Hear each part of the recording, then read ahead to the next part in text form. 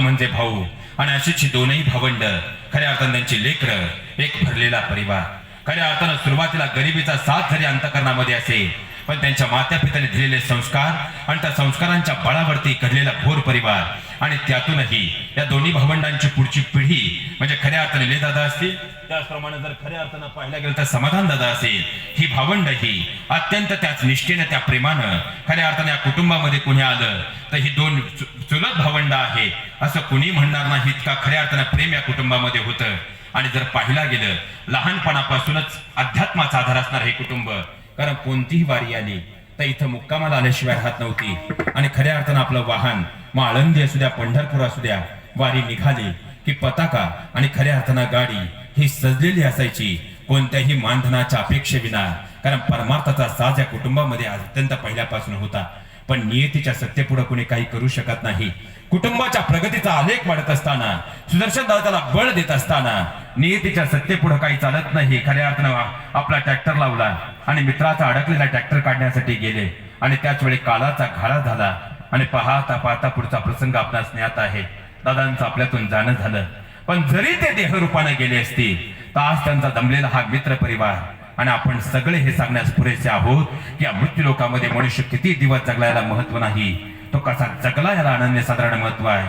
आणि जरी सुदर्शन दादा देहरूपाने आपल्यातून गेले असतील तर ज्याप्रमाणे तुकोबाराय म्हणतात त्याप्रमाणे खऱ्या अर्थानं आपली कीर्ती मात्र प्रत्येकाच्या अंतकरणामध्ये ठेवून गेले. अभंगाचं चतुर्थ चरण. तुका म्हणे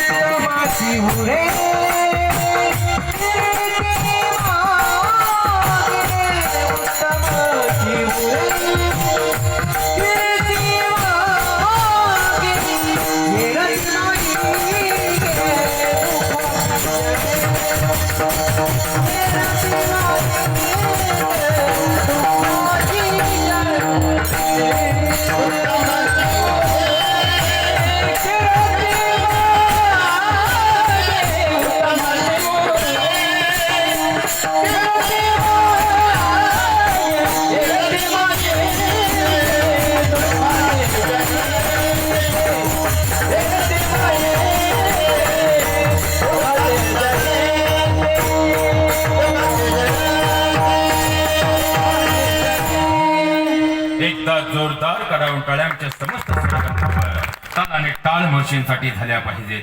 लक्षात घ्या महाराज, खऱ्या अर्थानं आजही प्रत्येकाच्या अंतकरणामध्ये निलेदादा उर्फ सुदर्शन दादा प्रत्येकाच्या अंतकरणामध्ये जिवंत आहे. कारण लक्षात घ्या महाराज, जन्म आणि मृत्यूवर सत्ता प्रस्थापित करेल मी सुरुवातीलाही सांगितलं.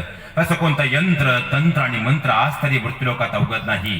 त्यामुळे डोळ्यात जरी अश्रू असतील तरी वस्तुस्थिती मात्र आपल्याला स्वीकारावीच लागणार आहे.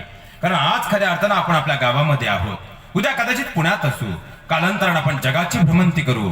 पण या जगात तुम्हाला मला असं एखादं गाव सापडेल ज्या गावामध्ये एकही मंदिर नाही. पण या जगात तुम्ही कोणत्याही गावात जा, तुम्हाला मला असं एकही गाव सापडणार नाही ज्या गावामध्ये वैकुंठ भूमी नाही. कारण जिथं मृत्यू आहे तिथं जन्म शाश्वत आहे, आणि जिथं जन्म मृत्यू शाश्वत आहे तिथं प्रारब्धाच्या गतीनुसार पुन्हा एकदा जन्मही निश्चित आहे. आणि या चिरंतन साखळीला कोणीही या मृत्यूलोकात बदलू शकत नाही. म्हणून तर वास्तवता स्वीकारावी लागणार आहे. आणि याचंही प्रमाण खऱ्या अर्थानं उभी स्वरूप ज्ञानोबाराय फार गोड वर्णन करतात महाराज. उपजे ते नासे, नासिले ते पुनरूपी दिसे, हे घटिका यंत्र जैसे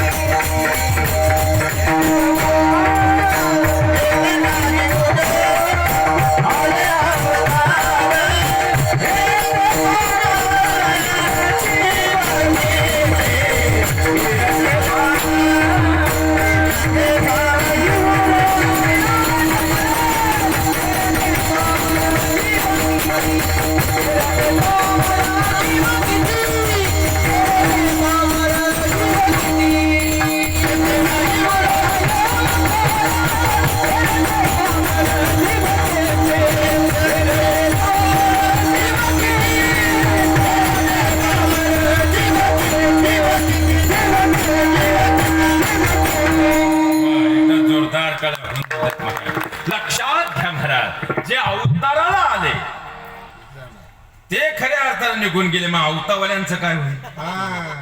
त्यामुळे वस्तुस्थिती आपल्याला स्वीकारावीच लागणार आहे.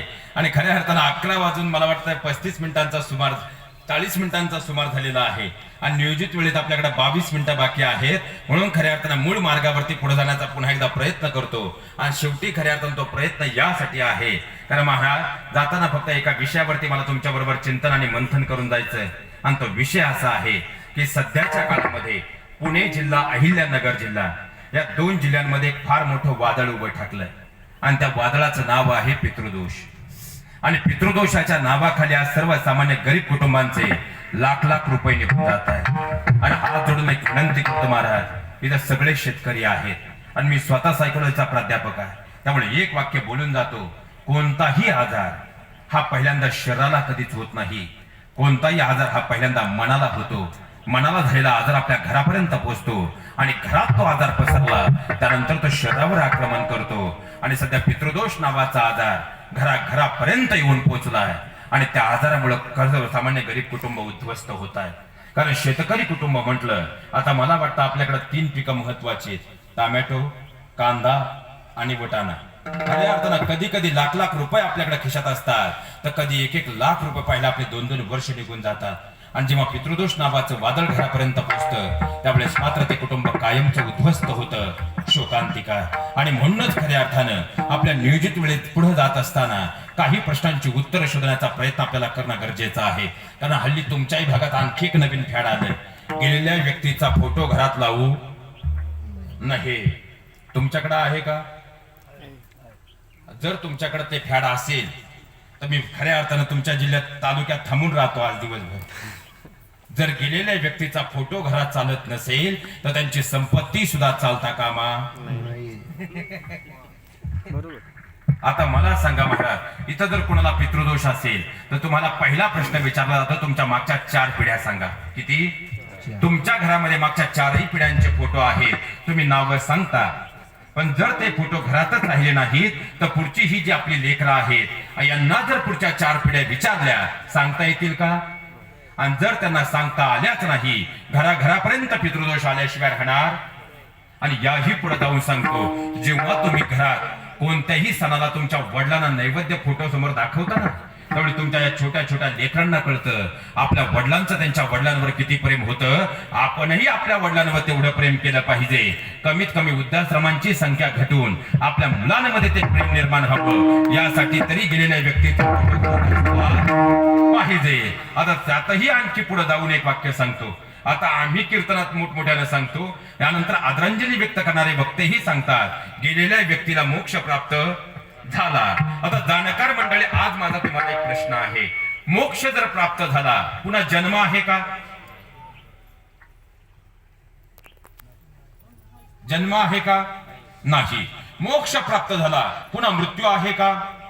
मग मोक्ष प्राप्त झाल्यानंतर जर जन्म आणि मृत्यूच नाही तर त्यांची पित्र घातली पाहिजेत का?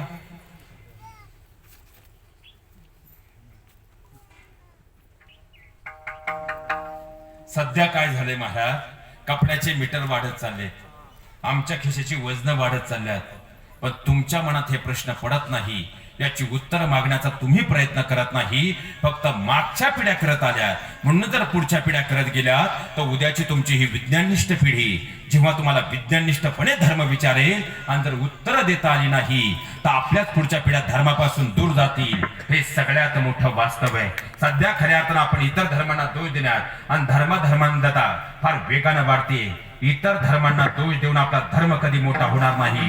आपल्या धर्मातलं तत्वज्ञान ज्या दिवशी आपण समजून घेऊन पुढच्या पिढ्यांपर्यंत पोहोचू त्या दिवशी इतर धर्मांना दोष देण्याची आपल्यावर वेळ येणार नाही. आणि म्हणूनच नियोजित वेळेमध्ये आज तुम्हाला समजेल उमजेल अशा अत्यंत सोप्या भाषेमध्ये गरुड पुराणाचा 7वा स्कंद मांडण्याचा प्रयत्न करतो. आणि याच प्रश्नाची उत्तर आपण पुढच्या 20 मिनिटात शोधण्याचा प्रयत्न करणार आहोत. कारण गरुड पुराणामध्ये भगवान परमात्मा गरुड राजाला असं सांगतात, हे गरुड राजा, या मृत्यूलोकातील देहातील प्राण म्हणजे चैतन्य गेल्यानंतर त्याला माझ्यापर्यंत पोहोचण्यासाठी 1 दिवसांचा परिपूर्ण काळ लागतो. आता इथंच आपण 90% वारकरी गल्लत करतो.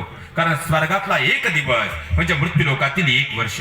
ते असतो. खऱ्या अर्थाने चंद्र या ग्रहावरचा एक दिवस म्हणजे आपल्याकडचे 13 दिवस, मंगळ या ग्रहावरचा एक दिवस म्हणजे या मृत्यूलोकातील खऱ्या अर्थाने 21 दिवस. मग विचार करा, स्वर्गातील एक दिवस म्हणजे आपले किती? 1 वर्ष. मग जर या देहातील प्राण गेल्यानंतर हा प्रवास 1 वर्षांचा असेल तर खऱ्या अर्थानं तुम्हीच विचार करा, 5.5 महिन्याचे विधी आपल्याकडे बऱ्याच ठिकाणी होतात. 5.5 महिन्याच्या विधीला गेलेला आत्मा जो वैतरणा नदीवर त्या दिवशी मुक्कामाला असतो तो माघारी येईल का? मग जर तो माघारी आलाच नाही आणि कुळाला त्यांचा आशीर्वाद प्राप्त झालाच नाही तर खऱ्या अर्थानं त्या कुटुंबाला पितृदोष आल्याशिवाय राहणार नाही. म्हणून शास्त्राचं कोणतंही पान तपासा, 5.5 महिन्याच्या विधीला शास्त्रानं संमती दिलेली नाही. पण काळाच्या ओघाबरोबर जर काही अडचण आली आणि 5.5 महिन्याचा विधी करण्याची वेळ आलीच तर एक वाक्य लक्षात ठेवा, घरातल्या घरात का होईना पण वर्ष श्राद्ध हे घरातल्या घरात 4 भिंतीच्या आत का होईना पण साजरं केलंच पाहिजे, त्याला दुसरा मार्ग नाही. आता भगवान परमात्म्याला तदनंतर गुरुराजाचा विचारतो, खऱ्या अर्थाने देवा व या मृत्यूलोकातील जीवातील चैतन्याचा मूळ प्रवास आणि शास्त्र कसा आहे? यावर भगवान परमात्मा गरुड पुराणामध्ये सांगतात, हे गुरुराजा, या मृत्यूलोकातील देहातील चैतन्य म्हणजे प्राण गेल्यानंतर त्या देहाच्या अनुषंगानं 13 दिवसापर्यंत जी काही क्रियाकर्म या मृत्यूलोकात होतात त्याला प्रेत कर्म संस्कार म्हटलेला आहे. म्हणजे 23च्या विधीपर्यंत प्रेत कर्म संस्कार आहेत आणि 13व्या दिवसाच्या पुढे त्या देहाच्या अनुषंगानं या मृत्यूलोकात जी कर्म केली जातात त्याला पितृ कर्म संस्कार म्हटलेला आहे. म्हणजे आजचा हा विधी दादांचा जो सुरू आहे हा पितृ कर्म संस्कार आहे. आणि त्यानंतर पुन्हा गौडराजांना विचारलं, देवा या मृत्यूलोकातील जीवाचे हे 2 संस्कार कळाले पण 2 फळार्थान तुमच्यापर्यंत पोहोचण्याचा मार्ग कोणता? आता आपल्याकडे आणखी एक समज आहे महाराज, गरुड पुराण वाचू नहे किंवा गरुड पुराण घरात ठेवू नहे. माझ्या ऑफिसला कधी आला तर जवळजवळ 150 गरुड पुराण आहे आणि येईल त्याला मी भेट गरुड पुराणच देतो. याचं कारण आहे महाराज, जर इथून तुम्हाला मुंबईला जायचं असेल तर आता खंडाळा आणि माळशेज दोन्हींचंही काम सुरू आहे. म्हणून तुम्ही गाडीत बसल्याबरोबर पहिल्यांदा गुगल मॅप सुरू करता आणि गुगल मॅप वरती चेक करता खंडाळ्यानं जाणं योग्य आहे का माळशेजनं जाणं योग्य आहे. आणि जर तुम्ही त्या मॅपच्या आधारे तुमचा मार्गक्रम केलं तर तुम्ही तुमच्या नियोजित वेळेत मुंबईपर्यंत पोहोचणार आहात. त्याप्रमाणे इथून मुंबईला जाण्यासाठी रोड मॅपचा जो कार्य करतो तो गुगल मॅप आहे. आणि या देहातील प्राण गेल्यानंतर या देहाचा वर्षभराचा जो प्रवास आहे त्या प्रवासाचं रोड मॅपिंग करणारा जर कोणता ग्रंथ असेल, कोणता मॅप असेल तो गरुड पुराण आहे. म्हणून डोळे मिटण्यापूर्वी एकदा तरी गरुड पुराण हे वाचलंच पाहिजे. विठ्ठल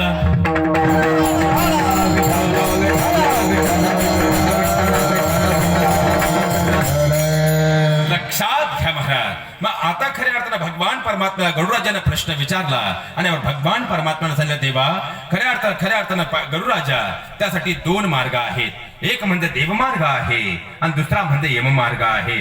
देवा दोन्हीमध्ये फरक काय? देवमार्ग सुखप्रदम आणि देवा यममार्ग भयप्रदम. म्हणजे खऱ्या अर्थानं आपण बऱ्याच वेळा विचार करतो की आपली कर्म एवढी चांगली आहेत आणि समोरच्याची कर्म एवढी वाईट आहे तरी आपल्या नशिबी दुःख आणि त्याच्या नशिबी आनंद का आहे? त्याचा आनंद हा त्याच्या प्रारब्धाचा भाग आहे. पण लक्षात ठेवा महाराज, जेव्हा या देहाती चैतन्य म्हणजे प्राण निघून जातं आणि वर्षभराचा हा प्रवास आहे त्या प्रवासामध्ये मात्र या सगळ्या पापाचा हिशोब केला, कारण जे यमदूत येतात ते मारी झोडीत नेतात. खऱ्या अर्थानं जर पाहिलं तुकोबारांचं प्रमाण आहे महाराज. आणि जर खऱ्या अर्थानं पाहायला गेलं हा जो प्रवास आहे दोन्हींमधला फरक एकच आहे. जर खऱ्या अर्थानं प्रवास देवमार्गाने झाला तर त्या मार्गावर कुठेही संकटाचा स्पीडब्रेकर आणि दुःखाचे तोडनाके लागत नाही. पण जर या मृत्यूलोकातील कर्मरेषा चुकली आणि प्रवास जर यममार्गाने झाला तर त्या मार्गावर फुटाफुटावर दुःखाचे टोलनाके आणि खऱ्या अर्थानं पाहायला गेलं तर फुटाफुटावर संकटाची टोलब्रेक आहेत. आणि सुदर्शन दादांचं यथार्थ जीवन या मृत्यूलोकातलं पाहिलं त्यांचा प्रवास नक्की देवमार्गाने झालेला आहे. आता यातही जे कीर्तनाच्या सुरुवातीला होते, मी सुरुवातीला एक वाक्य सांगितलं होतं महाराज की या देहातील प्राण गेल्यानंतर हिंदू धर्मशास्त्रानुसार 3.5 तासापर्यंत या देहाला अग्निडाग देता येत नाही. याचं कारण असं आहे, या देहातील 17 तत्व स्वर्गापर्यंत पोहोचतात आणि पुन्हा माघारी येतात. आणि ती माघारी आल्यानंतर जेव्हा आपण घट उचलतो, इथं जाणीवपूर्वक लक्ष द्या, जेव्हा आपण घट उचलतो तेव्हा ते घटाच्या मागे अंश रूपाने निघतात आणि 20व्या ओट्यावर आपण तांदूळ तर्पित करून पहिलं श्राद्ध केलं कोणतं? अमान्य श्राद्ध. आता अमान्य नावाचं जे श्राद्ध आपण केलं, जे तांदूळ तर्पित केले, त्या तांदळावर या देहाती 17 तत्व विराजमान होतात. आणि जेव्हा आपण घट फोडतो, फक्त इथं मध्ये एक प्रश्न आला. आता आपल्याकडे आणखी एक प्रश्न आहे. अंतयात्रा चालू असताना आपण महत्वाच्या कामाला जर निघालो तर अंतयात्रा पाहणं शुभ की अशुभ?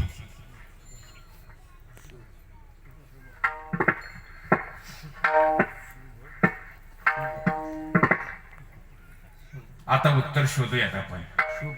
आता खऱ्या अर्थाने जर पाहायला गेलं तर गावागावात प्रत्येक गावात काही नमुने आहेत. असाच एका गावात एक नमुना होता, ज्याला सकाळी उठल्याबरोबर चहा चालत, मग काय चालत असेल? मी तर काही बोलत नाही. खऱ्या अर्थाने उठल्याबरोबर दारू पिल्याशिवाय त्याचा दिवस सुरू होत नव्हता. पण गावागावात सगळ्यात हुशार असतात कोण? वारकरी. आता सगळे वारकऱ्यांनी असा निर्णय घेतला की काहीही झालं तर याची दारू सोडवायची आणि याला आषाढीच्या वारीला न्यायचं. आता याचं नियोजन 6 महिन्यापासून सुरू झालं. आता 6 महिने रोज त्याला आल्यानंतर चहा पाजायचे आणि वारीचं महत्व सांगायचे. 6वा महिना उजेडेपर्यंत दारू त्याची सुटली नाही, पण निर्णय झाला की मी तुमच्या बरोबर आषाढी वारीला येणार. आता वाखीला जाईपर्यंत सगळे वारकरी राम राम म्हणायचे, हा एकटाच रम रम म्हणायचा. पण वाखीला पोहोचल्यानंतर मात्र त्याच्या अंतःकरणामध्ये परिवर्तन झालं. त्याने असा निर्णय घेतला, दारू ह्या क्षणी सोडली, आता मी माळ घालणार. आणि खऱ्या अर्थानं असा निर्णय जसा घेतला, पंढरपूरला पोहोचल्याबरोबर 2 टपोऱ्या मनाच्या माळा घातल्या. आणि आता निर्णय असा घेतला, ट्रक समोर पाहिली, म्हणला आज मी तुमच्या ट्रक मध्ये मागे येणार नाही, आता तुमच्या बरोबर चालत आलोय, आता मी चालत पंढरपूरवरून माघारी गावी येणार. आणि तो पायी चालत गावात आला. मला प्रश्न तुम्हाला विचारायचा, आल्यानंतर त्याचे पाय धुतले जातील किंवा नाही? पाय धुतले का? जाताना जरी तो पाय मोजत गेला असेल, येताना तो पंढरीत परमात्म्याच्या चरणावर डोकं टेकून आलाय, बरोबर? मग या देहातील प्राण गेल्यानंतर या देहातील 17 तत्व जर स्वर्गापर्यंत पोहोचतात, पुन्हा माघारी येतात आणि अंश रूपाने माघ चालतात, मग त्यांना पाहणं शुभ का अशुभ? शुभ का अशुभ? आणि यातही गरुड पुराण असं सांगतं, जर तुम्ही महत्वाच्या कामाला निघाले आणि जर तुम्हाला अंतविधीचं दर्शन झालं तर नम्रपणे वाकून त्या अंतविधीचं दर्शन घ्या, तुमचं आडलेलं काम होतं. हे कोरडे महाराज मनाचं सांगत गरुड पुराण सोपं करून सांगतोय. आणि यातही गरुड पुराणामध्ये असा उल्लेख आहे, अंतविधीला जर आपण खांदा दिला तर या मृत्यूलोकात एका यज्ञाचं फळ प्राप्त होतं. म्हणून अंतविधीबाबतचे गैरसमज पहिल्यांदा दूर झाले पाहिजे. आता मूळ मुद्द्यावर येऊ. खऱ्या अर्थानं 20व्या ओट्यावर अमान्य नावाचं श्राद्ध करतो, त्या तांदळावर या देहाती 17 तत्व विराजमान होतात. इथं आपण होतो, बरोबर? आणि जेव्हा आपण घट फोडतो, फिरविला घट फोडीला चरणी, महावाक्य ध्वनी. मग जेव्हा आपण घट फोडतो, तो ज्यानं फोडतो त्याला आश्मा किंवा जीवखडा म्हणतात. तुमच्याकडे काय म्हणतात? जीवखडा. तो जीवखडा वैकुंठ धाम मध्ये ठेवला जातो की घरी आणला जातो? तिथंच ठेवला जातो. समस्त ग्रामस्थांना आज एक नम्रतेची विनंती आहे, कारण इथून जर तुम्ही पुढे फक्त निघालात आणि राहुरीच्या पुढे जर निघालात तर त्या ठिकाणी तो जीवखडा, छत्रपती संभाजीनगर, परभणी, तुम्ही कुठेही जा, तो जीवखडा वैकुंठ धाम मध्ये ठेवला जात. आणि शास्त्र असं सांगतं, तो जीवखडा वैकुंठ धाम मध्ये ठेवू नये. तो शुद्ध वस्त्रात आपल्या घरी आणायचा, घराच्या बाहेर ठेवायचा आणि स्नानादी विधी आटोपल्यानंतर दशकरेच्या दिवसापर्यंत जर त्याला या हस्तरेखा शास्त्रातल्या पितृस्थानानं जल अर्पण केलं तर गरुड पुराण सांगतं त्या कुळाला कधीही पितृदोष येत नाही. आणि दशकरेच्या दिवशी आपण 3 पिंड बनवतो, बरोबर? मुख्य पिंड, मध्य पिंड, त्याला आपण लिंग पिंड म्हणतो. आणि ते जेव्हा आपण प्रवाहित करतो त्यासोबत तो जीवखडा प्रवाहित केला, कारण त्या जीवखड्यामध्ये या देहाती 17 तत्व विराजमान होतात. म्हणजे सुदर्शन दादांच्या देहाती जी 17 तत्व होती ती दशक्रिये पर्यंत त्या जीवखड्यात होती. आणि खऱ्या अर्थानं पाहायला गेलं त्यातही महत्वाचा मुद्दा असा आहे, आता खऱ्या अर्थानं आपल्याकडे दशक्रिया दुसऱ्या दिवशी, चौथ्या दिवशी, 7व्या दिवशी, 10व्या दिवशी कधीही होते. पण ब्राह्मण समाजामध्ये दशक्रिया दशपिंड 10व्याच दिवशी. आणि आपल्याकडे जर कोणाचं लग्न असेल किंवा सुतक असेल ते टाळण्यासाठी आपल्याकडे दशक्रिया. पण इथं कोणी ब्राह्मण काका आहेत का? ब्राह्मण काकांना कीर्तन झाल्यानंतर जवळ जाऊन भेटा आणि एक प्रश्न विचारा की काका, आमच्यामध्ये जर सुतक असेल तर खऱ्या अर्थानं ते लग्न टाळावं लागतं किंवा दशक्रिया मी आधी करून घेतो. पण ब्राह्मण समाजामध्ये सुतक जरी असेल तरी ठरलेल्या वेळेस लग्न कसं होतं? याचं कारण आहे महाराज, आपल्याकडे लग्नाच्या दिवशी देवक काढतात बरोबर. ब्राह्मण समाजामध्ये हे देवक लग्नाच्या 8 दिवस आधी काढलं जातं. आणि जर लग्नाच्या अगोदर 8 दिवस, कोणत्याही कार्याच्या अगोदर 8 दिवस हे देवक काढलं तर त्या लग्नाला त्या कार्याला कोणतंही सुतक लागू होत. हे मी सांगतोय म्हणून विश्वास ठेवू नका, काकांना जाऊन विचारा. आणि कमीत कमी एवढं जरी आपल्याकडून साध्य झालं तरीही 90% कुटुंबांमध्ये, कारण आपल्याकडे आता मळ्यांचे जथे तोडायची पद्धत आली. संप्रदाय कधीच माणसं तोडायला शिकवत नाही, वारकरी संप्रदाय माणसं जोडायला शिकवतो. आणि लक्षात ठेवा महाराज, खऱ्या अर्थानं जर पाहायला गेलं तर गरुड पुराणात शास्त्र नियम असा आम्हाला सांगतं, गेलेल्या व्यक्तीच्या सख्या भावंडांना रक्ताच्या नात्यांना सुतक हे 13 दिवसांचं असतं. चुलत भावंडांना हे सुतक 7 दिवसांचं असतं. आणि वस्तीला हे सुतक काकांना जाऊन विचारा 3 दिवसांचं असतं. 4थ्या दिवशी कुंकू लावलं. आणि एवढं शास्त्र जरी समजून घेतलं तर जथे तोडायचे 90% प्रकरण आपल्याकडे बंद होतील. कारण शास्त्र पद्धतीने समजून घ्या महाराज. खऱ्या अर्थानं हात जोडून नम्रतेची तुम्हाला विनंती करतो. हे सांगण्याचं कारणच हे, पुढच्या पिढ्या तुम्हाला हे प्रश्न विचारणार आहेत आणि उत्तर जर आपल्याला देता आली नाही, चुका या तरुण पिढीच्या नसतील, चुका वक्ते म्हणून आमचे पालक म्हणून तुमचे असेल, हे सगळ्यात मोठं वास्तव आहे. आता खऱ्या अर्थानं जर पाहिला गेलं तर दशपिंडच्या दिवशी म्हणजे खऱ्या अर्थानं या देहाती 17 तत्व कुठं विराजमान आहेत? जीवखड्यात.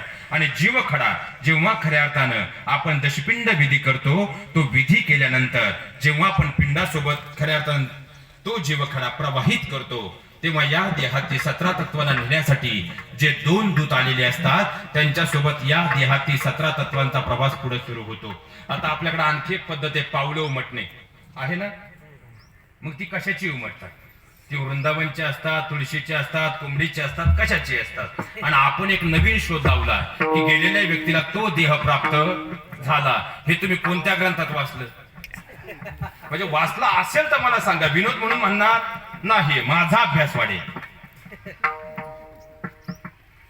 फक्त चालत आले म्हणून तसंच पुढं लक्षात घ्या. हा जर प्रवास वर्षभराचा असेल तर हा शोध कुणी लावला? ती जी पावलं उमटतात ती पावलं म्हणजे या देहाती 17 तत्वांना वर्षभराच्या प्रवासासाठी जो देह दिला जातो त्या देहाची पावलं असतात, ती पुढची योनी नसते. विठ्ठल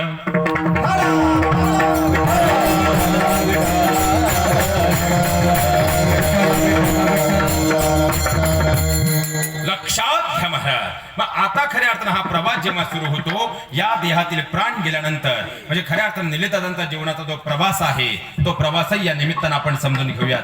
त्यांचे प्राण गेलेल्या क्षणापासून 16व्या दिवशी या देहाती जी 17 तत्व होती, या 17 तत्वांना घेऊन 2 दूत खऱ्या अर्थानं आपल्या वैकुंठ धाम मधून दक्षिण दिशेला निघाले. आता खरीतून आषाढी वारीचे मुक्काम किती आहेत?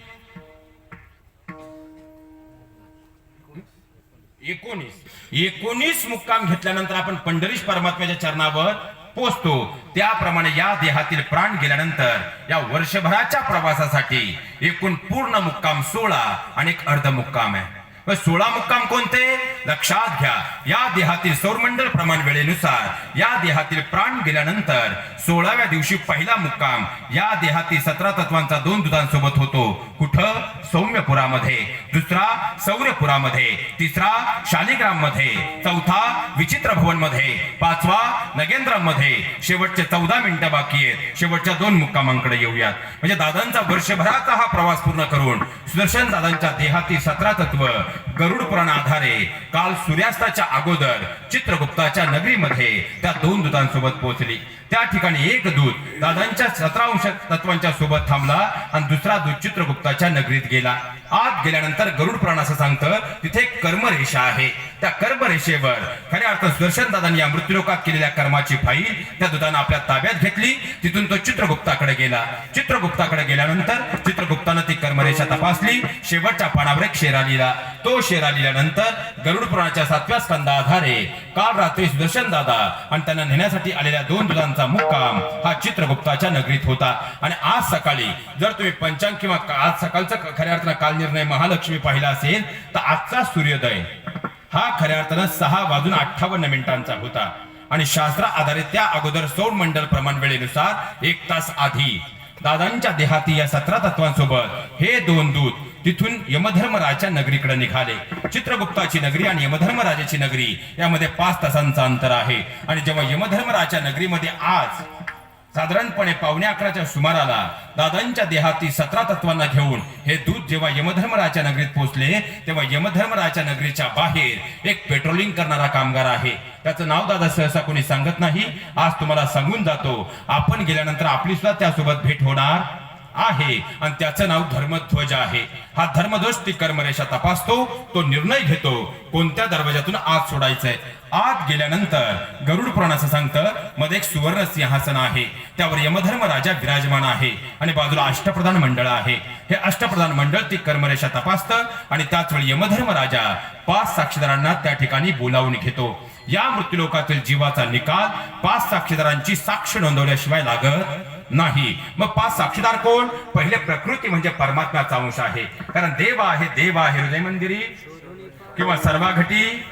मग या देहातील जे 17 तत्व आहेत म्हणजे या देहात जो परमात्म्याचा अंश आहे तो हा देह प्राप्त झाल्यापासून या देहातील प्राणज्योत मालवेपर्यंत या देहापासून 100 तरी विलग झालेत का? म्हणून पहिले साक्षीदार प्रकृती म्हणजे परमात्म्याचा अंश आहे.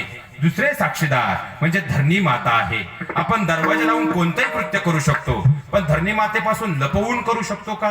म्हणून दुसरे साक्षीदार धरणी माता आहे. तिसरे साक्षीदार सूर्य देवता आहे. दिवसभर कॅमेरा सुरू आहे. चौथे साक्षीदार चंद्र देवता आहे. रात्रभर कॅमेरा सुरू आहे. आणि 5वे साक्षीदार म्हणजे गणपती बाप्पा आहेत. म्हणून कोणतंही कार्य करण्याच्या अगोदर पहिल्यांदा नमन हे गणरायांनाच केलं जातं कारण ते साक्षीदार म्हणून त्या ठिकाणी उभे आहेत. या 5 साक्षीदारांची साक्ष नोंदवल्यानंतर यमधर्म राजा वायू देवतेला बोलावून घेतो आणि वायू देवतेसोबत दादांच्या देहाती जी 17 तत्व आहे त्यांना घेऊन आज वायू देवता या ठिकाणी येते.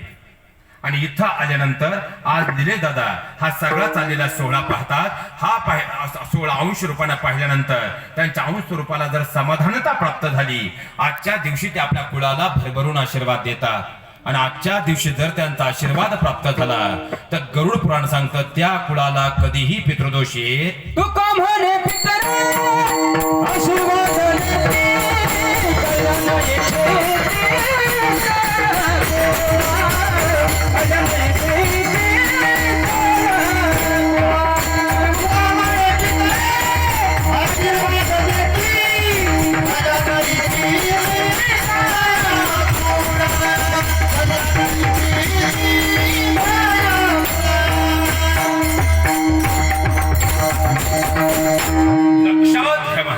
वारकरी संप्रदायाचे कळसर जगद्गुरु तुकोबाराय सांगतात तुका म्हणे पित्रे आशीर्वाद. म्हणजे खऱ्या अर्थानं शास्त्राला वारकरी संप्रदायाच्या गाथाप्रमाणे ही खऱ्या अर्थाने या ठिकाणी आहे की ज्या वेळेस आज दादांचा अंशस्वरूप या ठिकाणी येईल आपल्या कुळाला ते आज भरभरून आशीर्वाद देतील. म्हणून या कुळाला शास्त्राधारे एक विनंती आहे आजच्या दिवसापर्यंत. कारण झालेलं दुःख हे शब्दांमध्ये कधीच व्यक्त होणार नाही पण खऱ्या अर्थाने या दुःखातून नियतीचं वास्तवही बदलणार. व्यासपीठावरून बोलणं सोपं आहे पण शास्त्राधारे मात्र एक विनंती या कुटुंबातील त्यांच्या माता पित्यांनी धर्मपत्नींना अशी आहे की आजच्या दिवशी त्यांच्या डोळ्यातून अश्रू येता कामा नये किंवा यानंतर त्यांचे वडील असतील त्यांच्या आई असतील धर्मपत्नी असतील हा संबंध कुटुंब असेल यांच्या डोळ्यातून अश्रू येता कामा. कारण खऱ्या अर्थानं आज जेव्हा दादा या ठिकाणी येतात आपलं कुळ पाहतात भरभरून आशीर्वाद या ठिकाणी देतात आणि पुन्हा माघारी जातात. कारण वायू देवतेला यमधर्मराजाचा आदेश असतो की कुठल्याही परिस्थितीमध्ये सूर्यास्ताच्या अगोदर या देहाती 17 तत्व जो देह इथं पावलं म्हटली होती ना जो देह मिळाला होता आजच्या दिवशी या ठिकाणी तो देह परत सोडला जातो. आणि 17 तत्वांना घेऊन वायुदेवता पुन्हा माघारी जाते. म्हणजे आज संध्याकाळी 6 वाजेपर्यंत आज सूर्यास्ताची जी वेळ असेल तोपर्यंत यमधर्मराजाला आपण अशी विनंती करू शकतो की देवा तुझ्या चरणावर दादांना अखंड जागा दे. उद्यापासून ही विनंती आपण करू शकत नाही. याचं कारण असं आहे महाराज की आज संध्याकाळी दादांच्या देहाती जी 17 तत्व आहेत याचे समान 3 भाग होतात प्रत्येक जीवाचे. हे गरुड पुराण सांगते महाराज. कोरडे महाराज मनाचं उगच उभे राहिले म्हणून सांगत. या देहाचे 3 समान भाग होतात. किती? त्यातला पहिला अंश प्रकृती परमात्म्याने दिलेला प्रकृती अंश परमात्मा स्वतः विलीन करून घेतो. दुसरा अंश पितृलोकात जातो. आता ही पितृलोक काय भानगडे? कुळीचीही कुळदेवी केली ठावी. आपण संतांना त्यासाठी धन्यता देतो. याचं कारण आहे महाराज खऱ्या अर्थानं आता दुसरा जो अंश आहे तो पितृलोकात जातो. कारण इथून मागची जेवढी आपली कुळ परंपरा आहे, जेवढे आपल्या घरात फोटो आणि कुळ परंपरा आहे, यांचे सगळ्यांचे असे 3 भाग झालेले आहेत. आणि यांचा दुसरा अंश कुठे आहे? पितृलोकात. आणि जर तिथं काही गडबड झाली त्याचा त्रास रिफ्लेक्ट कुठं होतो? इथे. कारण टावर तुमचा इथून डोंगरावर असू द्या पण तिकडं लाईट नसेल तिथं रेंज जाते. तसं तिथं काही जर घटना घडली त्याचा सरळ रिफ्लेक्ट कुठं होतो? आणि पितृदोष आल्याशिवाय राहत. मग तिथं त्यांच्यामध्ये समाधानता प्राप्त व्हावी म्हणून पितृलोकाचे जे स्वामी आणि स्वामिनी आहेत आपण त्यांच्या चरणावर गेलं आणि ते स्वामी आणि स्वामिनी म्हणजे आपली कुलदेवीन कुलदेवता आहे. इथं जर कोणाला पितृदोष असेल पहिलाच प्रश्न विचारला जातो तुमचं तुमच्या कुलदेवीन कुलदेवतेला जाणं झालं नाही. बरोबर. आता यातही पुढे एक प्रश्न आहे महाराज. आता खऱ्या अर्थानं आपल्याकडे एक पद्धत आहे. वर्षश्राद्ध होईपर्यंत आपली कुलदेवीन कुलदेवतेला जाता येत. हे तुम्ही कोणत्या ग्रंथात वाचलं असेल तर मला सांगा. आता खऱ्या अर्थानं गेलेल्या देह अंशाला समाधानता प्राप्त होऊन परमात्म्याने स्वतः चरणावर विलीन करून घ्यावं ही विनंती आपण आधी केली पाहिजे का नंतर? आधी. मग जर विनंती आधी केली पाहिजे तर आपण आपल्या कुलदेवीन कुलदेवतेला आधी गेलं पाहिजे का नंतर? आधी. फक्त चालत आले म्हणून चालू देऊ नका. शास्त्र संमत खऱ्या अर्थाचा अर्थ घेऊन पुढे चला एवढी कळकळीची विनंती. आणि जो राहिलेला तिसरा अंश आहे तो पुढच्या गतीला जातो. तो पुढच्या गतीला जातो.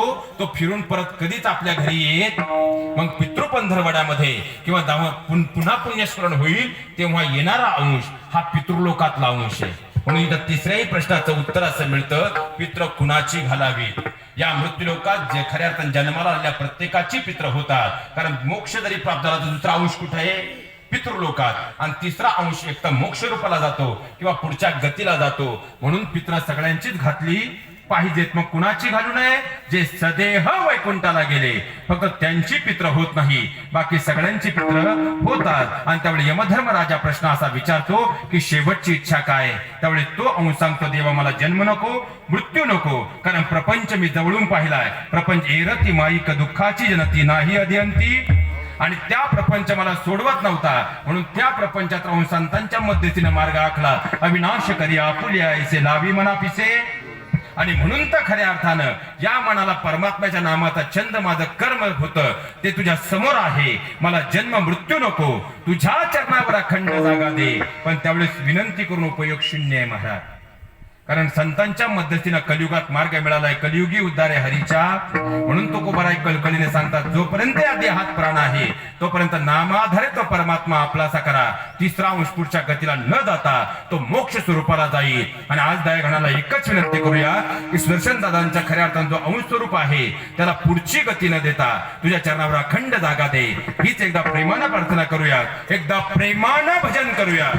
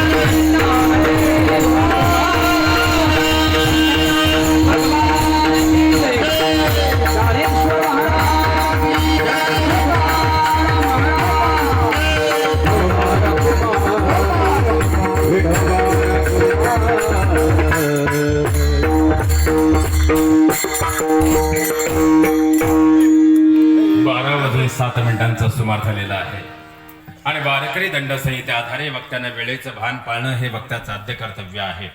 खऱ्या अर्थानं माझ्यासारख्या लेकरानं खरं तर काय बोलावं हा प्रश्न आहे. कारण अध्यात्मशास्त्रातली ज्ञानसंपन्न वटवृक्ष या ठिकाणी उपस्थित असतात. आपल्या सर्वांच्या चरणावर साष्टांग दंडवत प्रतिपादित करतो. खऱ्या अर्थानं नियोजित वेळेमध्ये 4 चरणांचा यथार्थ आणि शेवटच्या 4th चरणाचा यथार्थ भावार्थ पाहण्याचा आपण प्रयत्न केला. बोलण्याच्या ओघात चुकीचा शब्द गेला असेल, मुलगा नात्याने क्षमा करा. योग्य वाटलं ते काळजात करून घ्या एवढी अपेक्षा व्यक्त करतो. आलेल्या समस्त पै पाहुण्यांना आपल्या सर्वांना विनंती आहे, महाप्रसाद घेतल्याशिवाय कोणी जाऊ नये. मी वर्षश्राद्धाचं खात नाही, मला ते जमत नाही, अशी कोणाच्या डोक्यात जर खुळचट संकल्पना असेल तर येताना 2 ठिकाणी याला ओढे लागले.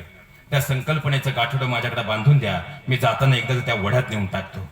याचं कारण असं आहे महाराज, मला सांगा पहिले वारकरी कोण? भोलेनाथ. भोलेनाथांपासून जी परंपरा येते, भोलेनाथ, मच्छिंद्रनाथ, गोरक्षनाथ, गहिनीनाथ, निवृत्तदादा, तरी ज्ञानानुग्रह ते ज्ञानदादा, ज्ञानदेवी रचिला. म्हणजे वारकरी संप्रदायाचे आपण पायिक आहोत. या परंपरेमध्ये संदर्भ ग्रंथ जर कोणाला तपासून घ्यायचा असेल, नवनाथ ग्रंथ अध्याय क्रमांक 6चा उत्तरार्ध 7चा पूर्वार्ध तपासून घ्या. खऱ्या अर्थानं हाच प्रसाद मच्छिंद्रनाथ आणि गोरक्षनाथांनी जगन्नाथपुरीच्या अलीकडे असणाऱ्या 6 मैलावरती तारकापुरी या ठिकाणी एकदा नाही तर 2दा ग्रहण केला. मग जर त्यांनी तो ग्रहण प्रसाद म्हणून केला असेल, आपण नाकारणारे कोण आहोत? म्हणून महाप्रसाद घेतल्याशिवाय कोणी जाऊ नये. काही म्हणतील महाराज मी खात होतो, पण तुमच्याकडे ट्रिपचा जमाना आहे. मी काशीला जाऊन आल्यापासून खात नाही. काशीखंड ग्रंथ स्कंद क्रमांक 3. खऱ्या अर्थानं मुस्लिम समाजात एक नियम आहे, हजला गेलं की परत मागं यायचं नाही. आणि हिंदू शास्त्रात असा नियम आहे, काशीला गेलं का परत मागं यायचं. आता काशीला गेल्यानंतर तुम्ही सुनेसाठी लाटणं पळपटही आणलंय आणि तुम्ही नातवासाठी खेळणी आणली. त्यामुळे तुम्ही काशीला दर्शनाला गेले होते, देह सोडायला गेले म्हणून महाप्रसाद घ्यायला हरकत. म्हणून महाप्रसाद घेतल्याशिवाय कोणीही जाऊ नये एवढी नम्रतापूर्वक विनंती करतो. आणि अजूनही जर पटलं नसेल, फक्त डोळे मिटून 1 मिनिट विचार करा. जेव्हा आपलं वर्ष श्राद्ध असेल आणि आपल्या सोबत राहणारे आपले रोजचे चहा प्यायला 20 मित्र जे असतील ते या ठिकाणी येतील, कीर्तन ऐकतील आणि महाप्रसाद न घेता निघून जातील. आणि वरून आपण जेव्हा हे चित्र पाहत असू तेव्हा आपल्याला आनंद होईल का दुःख? मग आपल्या वेळेस तरी कोणीतरी पंक्तीत बसावं म्हणून तरी महाप्रसाद घ्यावा एवढी विनंती करतो. भैरवी खऱ्या अर्थानं आज मोठ्या माणसांचा मोठेपणा बाबा तुमच्या सगळ्यांच्या रूपानं खरं तर मला पाहायला मिळालं. कारण या मातीचं हे वैभव आहे आणि या मातीचं खऱ्या अर्थानं वृंदावन करणारी ही सगळी मंडळी आज उपस्थित असताना कमी वेळेमध्ये मला बोलायला अधिकचा वेळ मिळावा म्हणून खरं तर प्रत्येक शब्दाला ज्यांच्या मुखामध्ये साखरेसारखं गोड प्रमाण होतं, पण त्याचं त्यांनी खडी साखरेत रूपांतर केलं. आपण सर्वांच्या चरणावर अत्यंत नम्रतापूर्वक साष्टांग दंडवत प्रतिपादित करतो.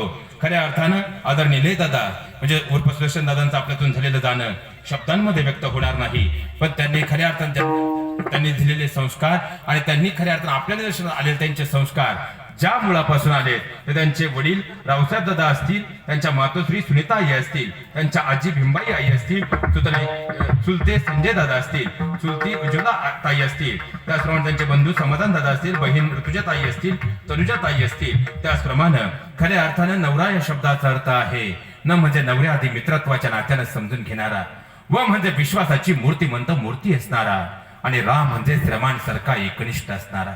तर बायको या शब्दाचा अर्थ आहे बा म्हणजे तुमच्या बाजूला भक्कम उभी राहणारी, य म्हणजे येईल त्या परिस्थितीला सामोरी जाणारी, आणि को म्हणजे कोणासाठीच नाही फक्त आणि फक्त आपल्या नवऱ्यासाठी जी जगते ती म्हणजे बायको. आणि खऱ्या अर्थात जर पाहिलं गेलं तर दादांच्या जाण्यानंतर त्यांच्या आदरणीय आदर्श धर्मपत्नी अनिताईंनी दिलेली साथ आणि त्यानंतर कणा म्हणून भक्कम उभं राहिलेलं त्यांच्या जीवनातला हा कष्टाचा यथार्थ प्रवास खऱ्या अर्थानं हा शब्दांमध्ये तिथं शब्द व्यक्त होणार नाही. खऱ्या अर्थानं ताईंना या दुःखातून परमात्म्यानं सावरण्याचं बळ द्यावं ही परमात्म्याच्या चरणावर अपेक्षा व्यक्त करतो.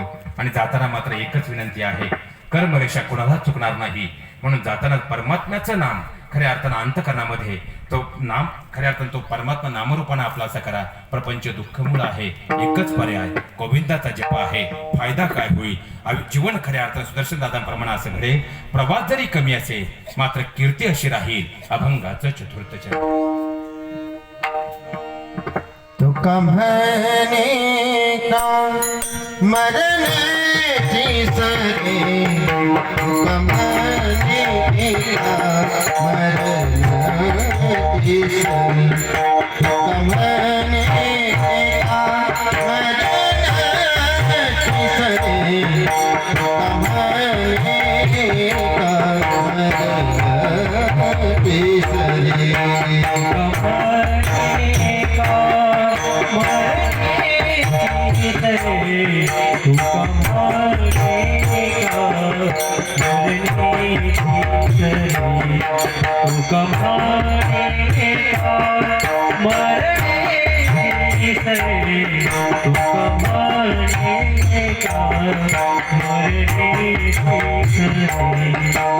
म्हणे एका मरणाची सरी